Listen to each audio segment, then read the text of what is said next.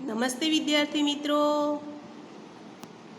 आज हम कक्षा 6 में विषय हिंदी और हिंदी में हमारा जो तीसरा चैप्टर है यानी तीसरा पार्ट है समझदार नन्ही, वो कहानी पढ़ेंगे। तो समझदार नन्ही, नन्ही यानी बत्तख जो बड़ा है उसकी उसका बच्चा, बत्तख का छोटा बच्चा यानी नन्ही। तो नन्ही एक छोटी बत्तख है, लेकिन वो कैसे समझदारी से काम लेती है ये बात यहाँ पर बताई है। समझदार नन्ही एक कहानी है। इस कहानी में व्यक्ति को किसी भी परिस्थिति में भलाई का अपना स्वभाव नहीं छोड़ना चाहिए। यह बात प्रस्तुत कहानी में बताई गई है। तो यहाँ पर कोई भी परिस्थिति क्यों न हो, हमें भलाई करने का स्वभाव त्यागना नहीं चाहिए। ये बात समझदार नन्ही के माध्यम से हमें बताई है। हमारे समाज में कुछ लोगों का स्वभाव बुरा हो सकता है, लेकिन हमें जो बुरे स्वभाव वाले लोग हैं उनसे हमें बुराई नहीं लेनी चाहिए। हमें हमारा स्वभाव अच्छा रखना चाहिए, ये बात यहाँ पर बताई है। सबका स्वभाव एक जैसा नहीं होता। अच्छे स्वभाव वाले लोग हमेशा अच्छे काम करते हैं, वे दूसरों की भलाई के बारे में सोचते हैं। और बुरे स्वभाव वाले जो लोग हैं हमेशा बुरे काम करते रहते हैं। जो उनका भला करते हैं उसके साथ भी वे बुरा व्यवहार करते हैं। हमें किसी भी स्थिति में किसी का बुरा करना नहीं चाहिए। ये बात यहाँ पर छोटी जो नन्ही है बत्तख है वो हमें बताती है। तो विद्यार्थी मित्रों, यहाँ पर आप ये जो चित्र है उसे देख सकते हैं। उस चित्र में ये जो बत्तख है वो छोटी है और ये है बिच्छू। बिच्छू हमेशा क्या करता है? डंक मारता है।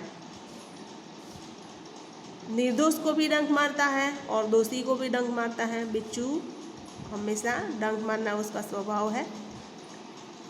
तो यहाँ पर नन्ही बत्तख जो है बिच्छू के स्वभाव को कैसे बदल देती है, इस कहानी में हम देखेंगे। यहाँ पर विद्यार्थी मित्रों, मैं सबसे पहले आपको कहानी बताती हूँ, फिर हम पाठ की ओर आगे बढ़ेंगे। तो एक नन्ही बत्तख थी जो किनारे पर आई, तालाब के किनारे पर आई। वहाँ पर किनारे पर उन्होंने एक दलदल में फंसा हुआ बिच्छू देखा। तो बिच्छू ने नन्ही से प्रार्थना की कि बहन मुझे बचा लो।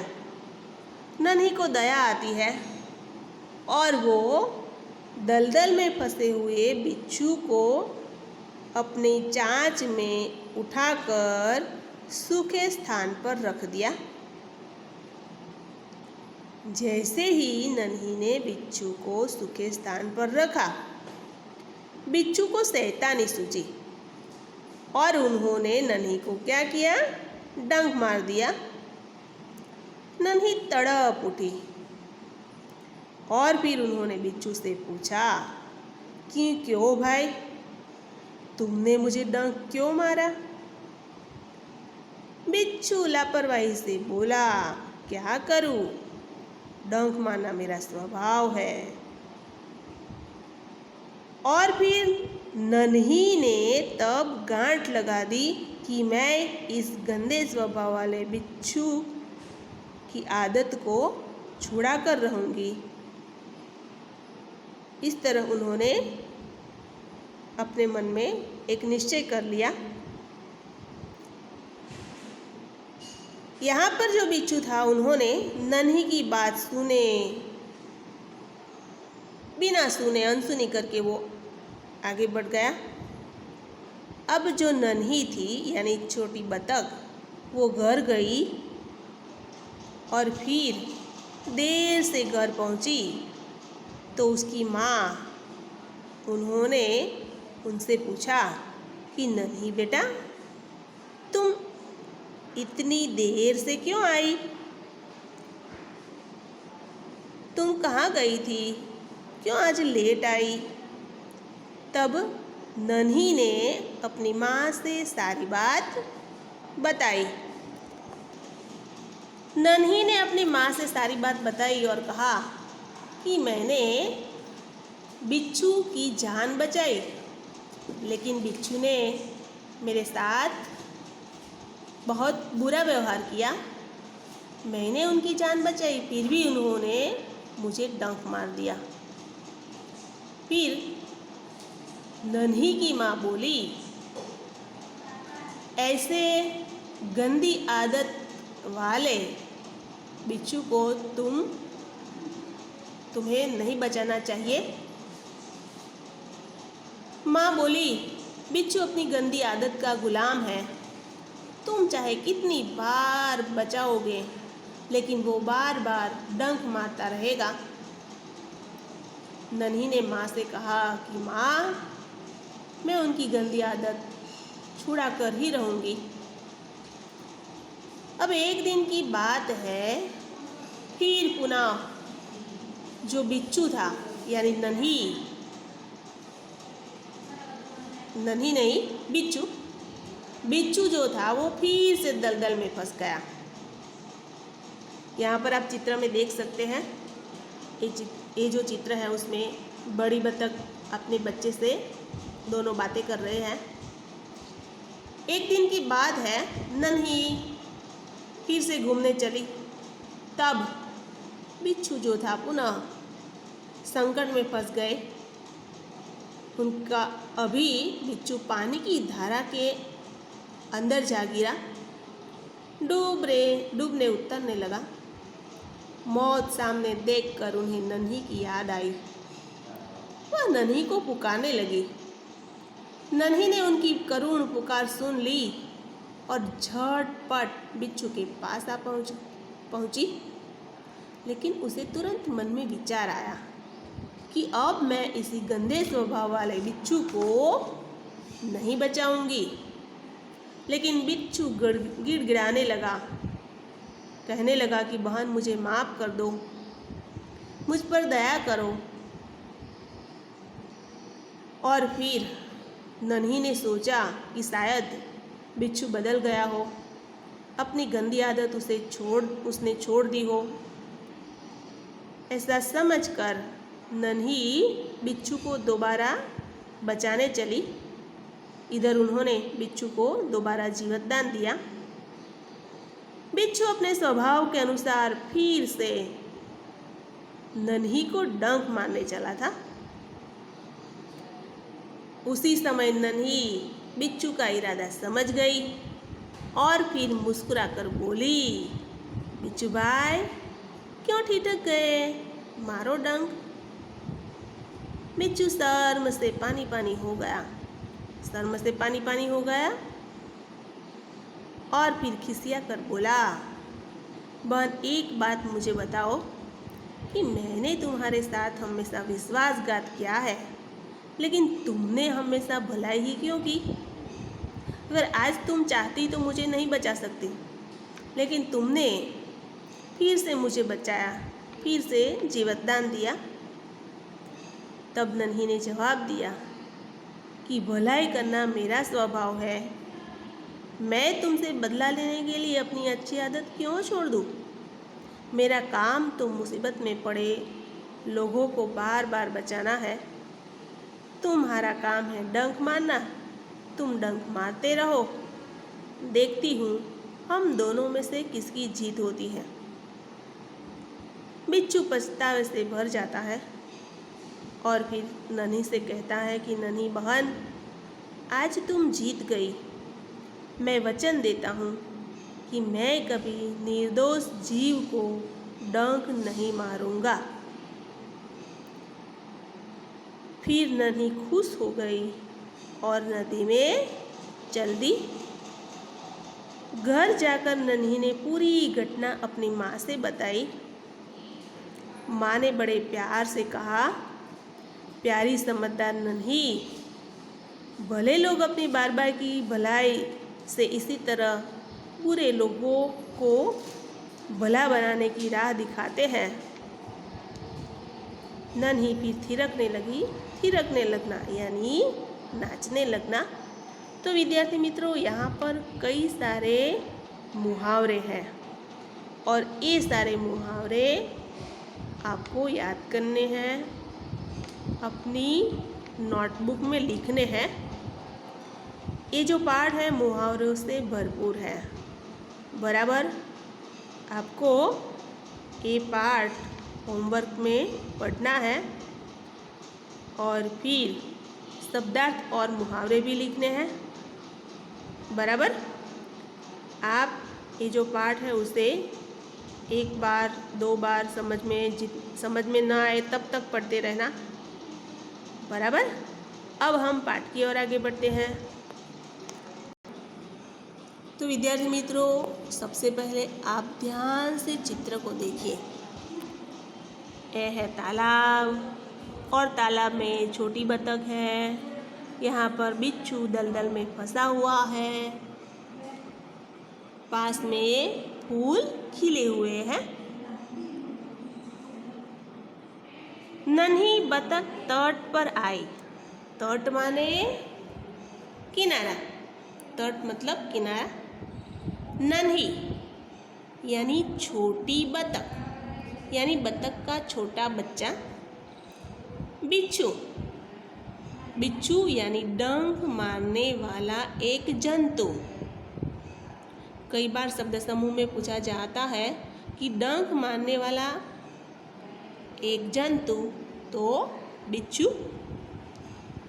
दलदल, दलदल यानी जिसमें खड़े होने पर पाँव अंदर धंसता चला जाए, ऐसी गीली मिट्टी। प्रार्थना यानी विनती। तो यहाँ पर नन्ही बतख तट पर आई, किनारे पर आई, तो उन्होंने एक बिच्छू को दलदल में फंसा हुआ देखा।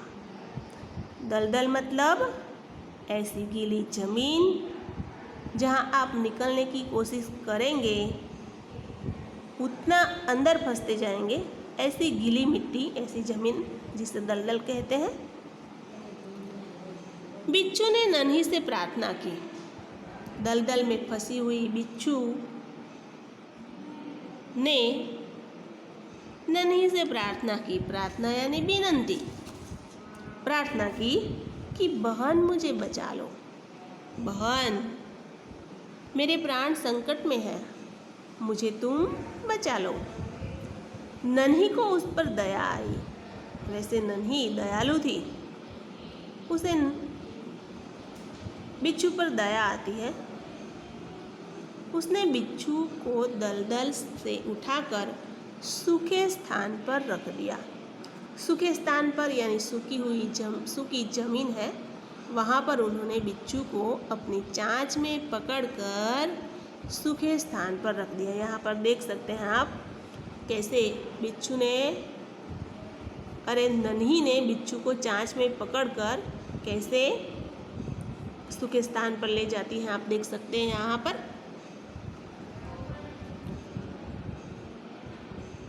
यहाँ पर नन्ही ने बिच्छू की जान बचाई, लेकिन यहाँ पर बिच्छू को शैतानी सूझी। शैतानी मतलब शरारत, शैतानी, शरारत, मस्ती, तूफान। यहाँ पर बिच्छू को शैतानी सूझी, मस्ती सूझी। उसने नन्ही को डंक मार दिया। नन्ही पीड़ा से तड़प उठी। जैसे ही बिच्छू ने नन्ही को डंक मारा तो नन्ही को पीड़ा हुई, वो तड़प उठी और फिर उसने बिच्छू से पूछा, क्यों भाई, तुमने मुझे डंक क्यों मारा? कहने लगी कि क्यों, मैंने तो तुम्हारी भलाई की, तुम्हें बचाया, और तुमने हमें बदले में क्या दिया? डंक दिया, क्यों डंक मारा? बिच्छू लापरवाही से बोला, क्या करूं, डंक मारना मेरा स्वभाव है। स्वभाव यानी प्रकृति। डंक मारना मेरा स्वभाव है, मेरी प्रकृति है। फिर अगला शब्द है लापरवाही।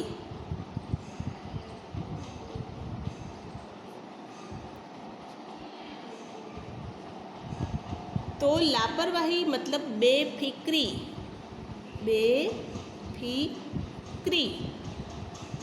बेफिक्र से उन्होंने जवाब दिया, लापरवाही से जवाब दिया, बेफिक्र से जवाब दिया। क्या जवाब दिया? क्या करूं, डंक मारना मेरा स्वभाव है।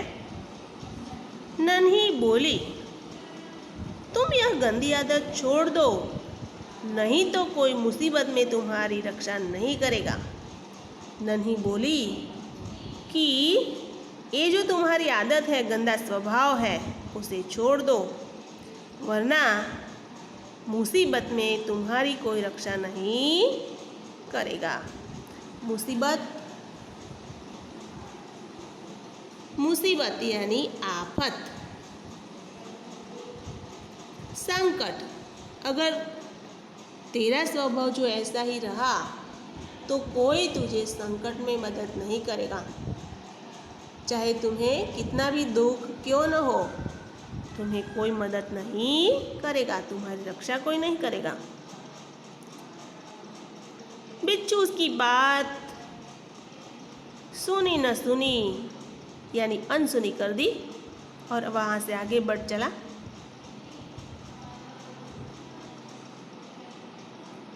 बिच्छू की बात अनसुनी किसने कर दी? अरे नन्ही की बात बिच्छू ने अनसुनी कर दी, सुनी न सुनी कर दी बिच्छू ने, और फिर वो आगे बढ़ गया। नन्ही अपनी माँ के पास नदी में चली गई। माँ ने पूछा, नन्ही बेटी, तुम कहाँ गई थी? इतनी देर तुम कहाँ रह गई थी? नन्ही बोली, माँ, एक बिच्छू दलदल में फंस गया था, उसे बचाने में देर हो गई। माँ तो खुश हो गई क्योंकि आज उसकी बेटी ने एक अच्छा काम किया, मुसीबत में पड़े हुए लोगों की मदद की। माँ खुश हो गई और बोली, बेटी, यह तो तुमने बहुत अच्छा काम किया।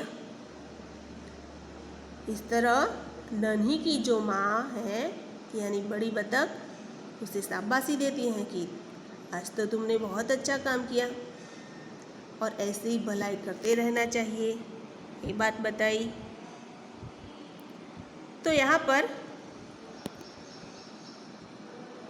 ये बात बताई है कि भलाई करने के बाद भी जिसकी हम भलाई करते हैं वो लोग क्या करते हैं, हमारे साथ बुरा व्यवहार करते हैं, लेकिन हमें हमारा अच्छा व्यवहार कभी नहीं छोड़ना चाहिए। तो विद्यार्थी मित्रों, यहाँ तक मैंने पाठ पढ़ाया। जितने भी शब्दार्थ लिखे हैं वो सारे शब्दार्थ आप अपनी नोटबुक में लिखेंगे, और जो आधा पाठ है उस आधे पाठ को क्या करना है, पढ़ना है। और अगली बार जब हम आपको प्रश्न पूछें तो उस प्रश्नों का जवाब आप अच्छी तरह लिख पाएंगे, अच्छी तरह पाठ को पढ़ेंगे तभी अच्छी तरह लिख पाएंगे। अब हम अगले वीडियो में मिलेंगे, तब तक के लिए नमस्ते।